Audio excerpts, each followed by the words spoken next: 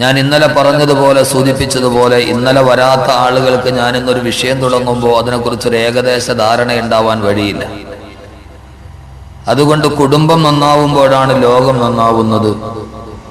കുടുംബത്തിലെ ഓരോ വ്യക്തികളും ഓരോരുത്തരായി മാറണം. അതുകൊണ്ടൊരു കുടുംബത്തിന്റെ ആണിക്കല്ലായ ഒരു കുടുംബം തുടങ്ങുന്ന ഭാര്യയും ഭർത്താവും അവരാരാവണം എന്നതാണ് നമ്മുടെ ഇന്നത്തെ വിഷയം. നാളെ ഇൻഷാ അല്ലാഹ് കുടുംബത്തിലെ മക്കൾ, അതിനുശേഷം കുടുംബത്തിലെ മാതാപിതാക്കൾ. ഖുർആൻ ഇക്കാര്യത്തിൽ എന്തു പറയുന്നു നമുക്ക് സംസാരിക്കാം. അല്ലാഹു തൗഫീഖ് നൽകട്ടെ. കുടുംബം എന്ന് പറഞ്ഞാൽ അതിനർത്ഥം എന്താണ്?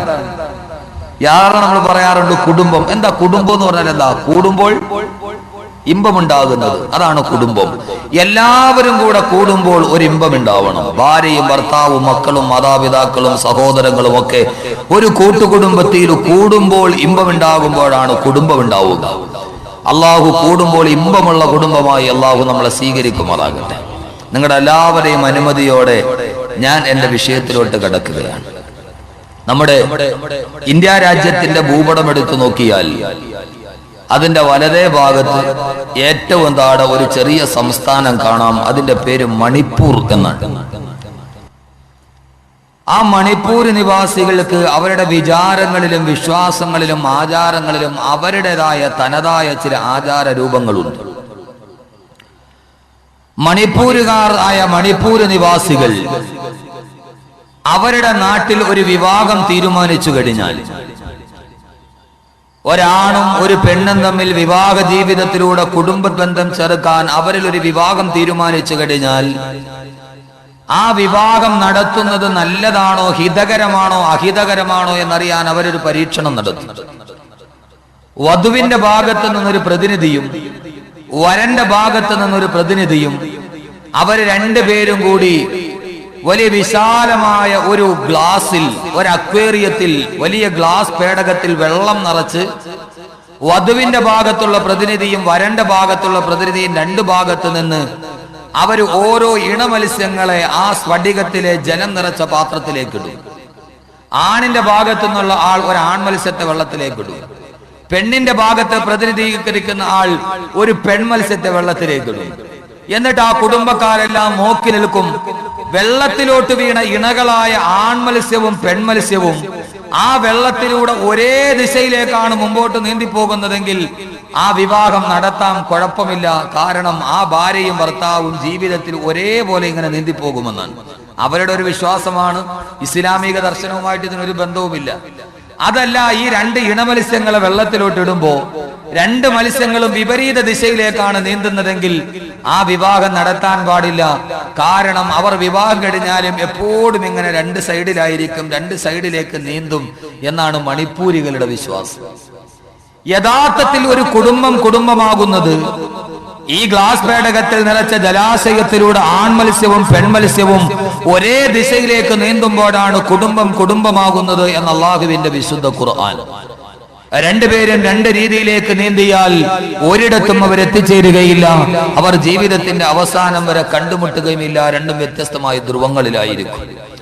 അല്ലാഹുവിന്റെ ഖുർആൻ പറയുന്നു, രണ്ടും ഒരേ ദിശയിലേക്ക് നീന്തണം.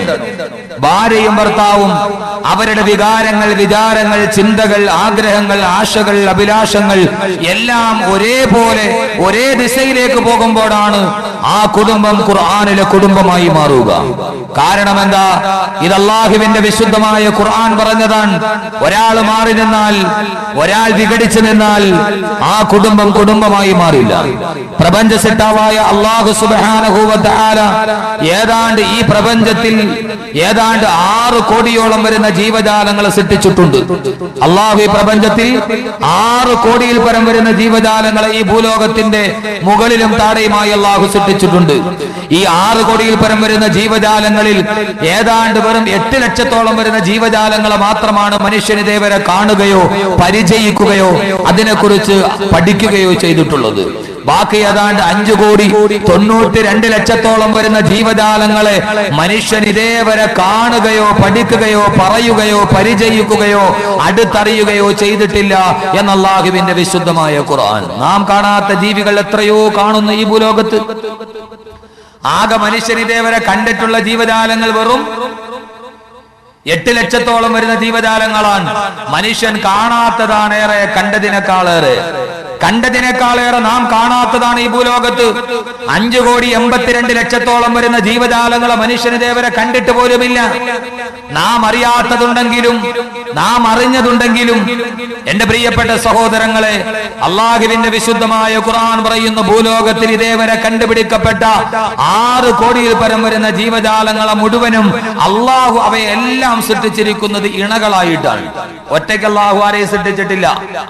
നമ്മൾ ആ ജീവജാലങ്ങളെ കാണട്ടെ കാണാതിരിക്കട്ടെ, ലോകത്ത് കാണുന്ന എല്ലാ ജീവജാലങ്ങളെയും ഭീമാകാരന്മാരായ തിമിംഗലമടക്കമുള്ള ഈ ഭൂമിയിലൂടെ ചാലിട്ട് പോകുമ്പോൾ നമ്മുടെ കണ്ണുകൾക്ക് കാണാൻ കഴിയാത്ത കൊച്ചുറുമ്പുകളടക്കമുള്ള വേണ്ട ഏകകോശ ജീവിയായ അമീബയടക്കമുള്ള ലോകത്തുള്ള കോടാനുകോടി ജീവജാലങ്ങളിൽ ആ ജീവജാലങ്ങളെ മുഴുവനും അല്ലാഹു ഇണകളായിട്ടാണ് സൃഷ്ടിച്ചതെന്ന് പറയുന്നത് ഞാനല്ല, അല്ലാഹുവിന്റെ വിശുദ്ധമായ ഖുർആൻ തന്നെ പറയുന്നത് കേൾക്കുക.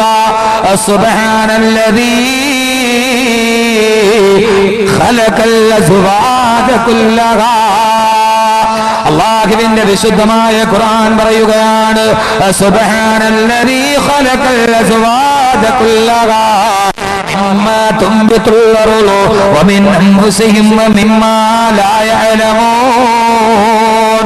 അല്ലാഹു പറയുകയാണ്, സുബ്ഹാനല്ലദീ, അല്ലാഹു എത്രയോ പരിശുദ്ധനാണ്, അവൻ എത്രയോ മഹോന്നതനാണ്, അവന്റെ സ്തുതികീർത്തനങ്ങൾ എത്രയോ വാഴ്ത്തപ്പെടേണ്ടതാണ്. അല്ലാഹു എത്ര മഹോന്നതനാണെന്നറിയുമോ? എന്തുകൊണ്ടാണ് അല്ലാഹുവിന്റെ മഹത്വത്തെ നാം പ്രഘോഷണം ചെയ്യുക? അല്ലാഹു ആരെന്നറിയുമോ? അല്ലദീ ഖലഖൽ അസ്വാദ കുല്ലഹാ. ഈ ഭൂലോകത്തുള്ള സർവ്വ വസ്തുക്കളെയും അവൻ ഇണകളായിട്ടാണ് സൃഷ്ടിച്ചത്. അല്ലാഹുവിന്റെ വിശുദ്ധമായ ഖുർആൻ പറയുകയാണ്, ഖലഖൽ അസ്വാദ കുല്ലഹാ. എല്ലാത്തിനെയും ഇണകളായി സൃഷ്ടിച്ച അല്ലാഹു എത്രയോ പരിശുദ്ധനാണ്. എല്ലാത്തിനെയും എന്ന് പറഞ്ഞാൽ ഏതൊക്കെയാണ്? അല്ലാഹു പറയുന്ന മിമ്മാ തുംബിതുൽ അർളു, ഈ ഭൂമി ഉൽപ്പാദിപ്പിക്കുന്ന സസ്യലതാദികളെ, ഈ സസ്യങ്ങൾ പോലും ഇണകളായിട്ടാണ് അല്ലാഹു സൃഷ്ടിച്ചത്. ഒരാണും ഒരു പെണ്ണുമായിട്ടാണല്ലോ സൃഷ്ടിച്ചത്. ഈ സസ്യങ്ങളെ മാത്രമല്ല, അല്ലാഹു പറയുന്ന മനുഷ്യ നിന്നെ തന്നെയും അമിൻ അൻഫുസിഹിം, ഓ മനുഷ്യ നിന്നെ തന്നെയും ആണും പെണ്ണുമായി ഇണകളായി സൃഷ്ടിച്ച അല്ലാഹു എത്രയോ പരിശുദ്ധനാണ്.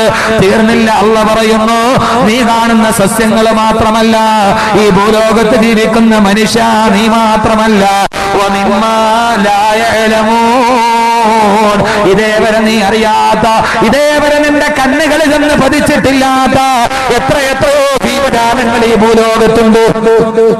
അല്ലാഹു പറയുന്നു, സസ്യവും മനുഷ്യ നീ മാത്രമല്ല ഭൂലോകത്ത്, നീ അറിയാത്ത, നീ കാണാത്ത, നിന്റെ കണ്ണുകൾക്ക് കാണാൻ കഴിയാത്ത, നിന്റെ ദിട്ടുകൾക്ക് ഗോചരമല്ലാത്ത എത്രയെത്രയോ സസ്യലതാദികൾ, എത്രയെത്രയോ സസ്യലതാദികൾ. സഹോദരങ്ങളെ, ബ്രസീലിലെ ആമസോൺ കാടുകളിൽ എത്രയോ സസ്യലതാദികൾ, സത്യമംഗലം വനത്തിൽ എത്രയോ സസ്യലതാദികൾ, പാമീർ മലനിരകൾക്കപ്പുറം എത്രയോ സസ്യലതാദികൾ.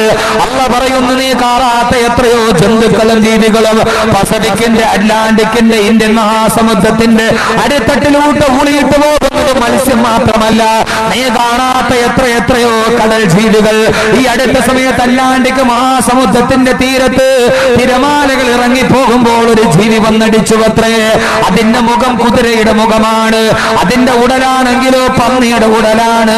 ഇതേവരെ ശാസ്ത്രം അങ്ങനെ ഒരു ജീവിയെ കണ്ടിട്ടില്ല. അറ്റ്ലാന്റിക് മഹാസമുദ്രത്തിന്റെ തീരത്തടിഞ്ഞ ഒരു ജീവിയുടെ കഥയാണിത്. അല്ലാഹു പറയുന്നു, കുതിരയുടെ ഉടലുള്ളതാകട്ടെ, കുതിരയുടെ ശിരസുള്ളതാകട്ടെ, പന്നിയുടെ ഉടലുള്ളതാകട്ടെ, വമിമ്മാ ലാ യഅലമൂൻ, നീ അറിയാത്ത എത്രയോ ജീവജാലങ്ങൾ.